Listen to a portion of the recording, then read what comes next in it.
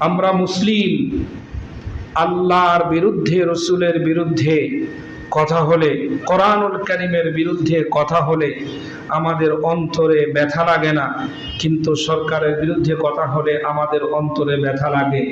এই অবস্থাটা যাদের হয় তারা চিন্তা করা প্রয়োজন, আসলে মুসলিম নাকি অন্য কিছু হয়ে গেছে। এটা একটু ভাববার বিষয়। আল্লাহর কথাতে, আল্লাহর বিরুদ্ধে কথা হচ্ছে, আমার মনে কোনো কষ্ট লাগে না। রসুলের বিরুদ্ধে কথা হচ্ছে, মনে কোনো কষ্ট লাগে না। ইসলামের বিরুদ্ধে কথা হচ্ছে, মনে কোনো কষ্ট লাগে না। কোরআনের বিরুদ্ধে আইন পাস হচ্ছে, মনে কোনো ব্যথা লাগে না। কিন্তু সরকারের বিরুদ্ধে কথা হলে যাদের অন্তরে ব্যথা লাগে, ইসলামের বিরুদ্ধে কথা হলে ব্যথা লাগে না। আমার কাছে মনে হয় মুসলমানদের